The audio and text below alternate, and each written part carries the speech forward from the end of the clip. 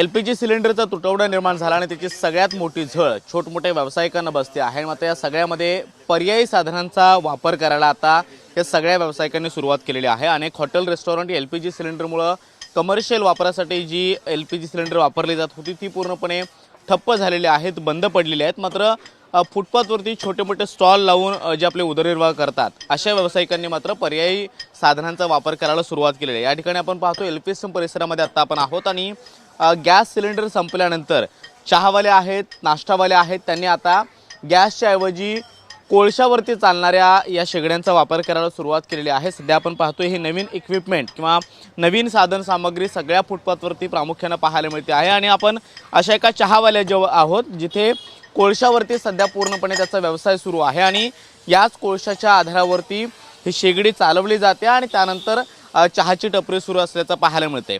इकडे आपण पाहतोय इथे गॅसची शेगडी होती आणि तिथून यांचं काम चालायचं, मात्र आता इकडे कोळशाची ही शेगडी लावण्यात आलेली आहे आणि यावरूनच चहा बनवला जातोय आणि त्या चहाचं ग्राहकांना वितरण केलं जातं आहे। त्याचबरोबर इतरही काही ठिकाणे आहेत ज्यांनी आपला पुन्हा एकदा गॅस सिलेंडरऐवजी ज्या कोळशावरती चालणारे शेगड्या आहेत त्याचबरोबर केरोसिनवरती चालणारे स्टोव्ह आहेत जे बाजारामध्ये पुन्हा एकदा पाहायला मिळत आहेत। आपण पाहतोय इथे कशा पद्धतीने ही शेगडी ऑपरेट केली जाते आणि त्यानंतर तो कोई जाळ आहे तो ॲडजस्ट केला जातो आणि त्यानंतर चहा बनवायला सुरुवात केली जाते। आपण त्यांच्याशी बोलणार आहोत। भाई ये कितने में लिया शेगडी? सर हमको ये 2000 का वो पंखा गिरा, गांव से मंगाया, इधर तो किधर मिलता नहीं है। और ये जो सिगड़ी बनाई हमने विले पार्ले से, वो मेरा एक गांव का ही था बंदा, रिलेटिव में। खत्म हो गया कितने दिन में? सिलेंडर खत्म हो गया आज 5-6 दिन हो गया। और कोई जुगाड़ दूसरा हो नहीं रहा था। केरोसिन भी बहुत महंगा दे रहे थे लोग, कोई 150 में दे रहा था, कोई 160 बोल रहा है। तो ऐसे में फिर हम लोग को ये जुगाड़ सही लगा कि चलो ठीक है कोयले में। तो अभी कोयला भी मतलब कि जो 35 रुपये की रेट में मिल रहा था आज जाके उसका भी मतलब कि 50-55 ऐसा लगा रहे लोग।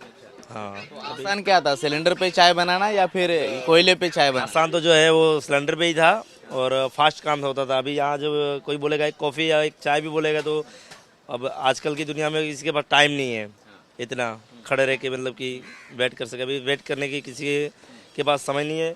और हम लोग का ऑर्डर जो देते हैं कॉफ़ी वगैरह चाय का तो बनाने के टाइम में उसको फिर बनते उसके पास टाइम नहीं है, वो चला जाता है वापस।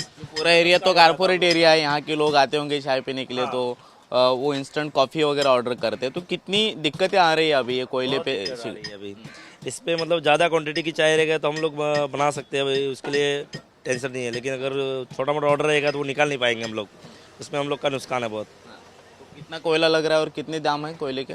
कोयला का मतलब कि अभी आज ही स्टार्ट किया हमने कोयला का। अभी 2-4-5 दिन तो हमने केरोसिन पे चलाया है। हाँ, कोयला आज ही स्टार्ट किया, अब देखते हैं कितना जाता है कितना नहीं। केरोसिन महंगा पड़ रहा है। केरोसिन बहुत महंगा पड़ रहा है। तो अभी कोयले पे बिजनेस चलाएंगे जब तक सिलेंडर का जुगाड़ नहीं हो जाता? हाँ, अभी वैसा ही है, जब तक सिलेंडर नहीं आया जब तक तो वैसा ही करना पड़ेगा। हाँ। ही चहाची टपरी आहे आणि ती आता कोळशाच्या शेगडीच्या आधारावरती चालू आहे, तिथं चहा बनवला जातोय। मात्र पाठीमागच्या बाजूला अजूनही काही फुटपाथवरती स्टॉल आहेत ज्यांच्याशी आपण बोलण्याचा प्रयत्न करणार आहोत। या बाजूला आपण पाहतोय हे ऑमलेट बनवले जात आहेत, मात्र या ठिकाणी स्टोव्हचा वापर केला जातो आणि प्रामुख्याने हे स्टोव्हवरती केरोसिनचा मोठ्या प्रमाणामध्ये वापर होतो। हे केरोसिनचे जे काही स्टोव्ह आहेत हे ठिकठिकाणी मुंबईमध्ये प्रत्येक फुटपाथवरती याआधी पाहायला मिळत होते, मात्र जेव्हापासून गॅस सिलेंडर आला आणि त्याचाही वापर या छोट्या मोठ्या व्यावसायिकांनी सुरू केलेला होता आणि तेव्हापासून हे स्टोव्ह कुठेतरी लुप्त झालेले होते। मात्र पुन्हा एकदा ते आता मुंबईच्या फुटपाथवरती पाहायला मिळतात, या सगळ्या स्टॉल धारकांकडे पाहायला मिळत आहेत। मात्र त्यांना हे चालवण्यामध्ये अनेक अडचणी सुद्धा येताना पाहायला मिळतात। आपण त्यांच्याशी सुद्धा बोलणार आहोत। भाई सिलेंडर कब खत्म हो गया आपका? हो गया 8 दिन हो गया हमको। 8 दिन से घासलेट चला रहे हैं। घासलेट पे आसान जा रहा है या फिर पहले जाता था सिलेंडर पे? पहले सही था, अभी थोड़ा दिक्कत हो रहा है। घासलेट मिल रहा है क्या? घासलेट के क्या दाम है? कहीं मिलता है कहीं नहीं मिलता है। घासलेट के दाम कितने हैं अभी? 110 से लेके 120 तक। मतलब घासलेट में ने भी पेट्रोल के दाम पकड़े। हाँ, दिक्कतें कितनी आती हैं घासलेट पे स्टोव चलाने में? कितने आप ही देख लो भाई, क्या करें। नाश्ते के दाम बढ़े हैं क्या? लेकिन ऑमलेट का दाम बढ़ा है? जब तक गैस नहीं आएगी तब तक बढ़ाना पड़ेगा भाई। कितना बढ़ा है ऑमलेट? 5 रुपए 5 रुपए। पहले कितना था? पहले 20 था। अभी 25। तो लोगों की क्या मतलब क्या कहना है, लोग क्या बोल रहे हैं? लोग कुछ नहीं बोल रहे, बोले हाँ हम लोग भी समझते हैं भाई, गैस की वजह से थोड़ा महंगा हुआ इसके लिए दे रहे। लोग किधर गए वो आप तर आपण पाहतोय हा स्टोव या ठिकाणी चालवला जातो आणि स्टोवच्या आधारावरती ऑमलेट बनवले जात आहेत. मात्र दुसऱ्या बाजूला आपण पाठीमागच्या बाजूला पाहिलं तिथं कोळशाच्या आधारावरती जी शेगडी आहे ती देखील चालवली जाते आणि त्यामुळे ही सगळी पर्यायी साधनं आता प्रत्येक ठिकाणी वापरली जात आहेत. पाठीमागच्या बाजूला आपण पाहतोय पोहे सुद्धा बनवले जात आहेत. त्या ताई गॅसवरती पोहे बनवत आहेत. त्यांचा गॅस अजून तरी शिल्लक आहे असं त्यांनी सांगितलेलं होतं. ताई गॅस किती शिल्लक आहे अजून? आता किती दिवस जातील का माहित नाही, किती जातील का माहित नाही. 4 दिवस जातील का 2 दिवस. मिळतोय का गॅस? गॅस मिळतच नाहीये. तुमचा एकट्यांचाच गॅस शिल्लक आहे, बाकीच्यांनी तर आता केरोसिन पकडले, काही जणांनी कोळशाचा पर्याय निवडला आणि तुम्ही मात्र पोहे गॅसवरती बनवताय. किती शिल्लक आहे गॅस तरी? किती दिवसापासून त्रास होतोय? आता दिवसांनी 4-5 दिवस झालेच.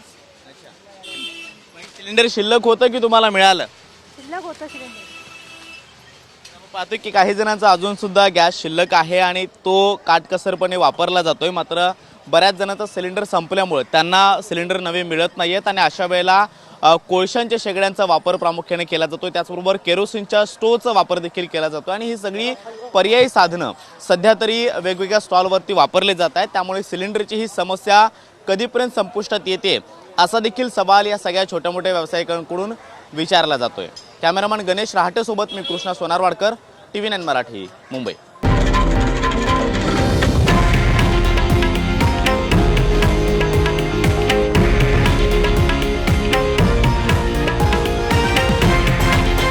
हे आहे देशातील नंबर 1 न्यूज नेटवर्क आणि आपण पाहत आहात TV9 मराठी, एकमेव.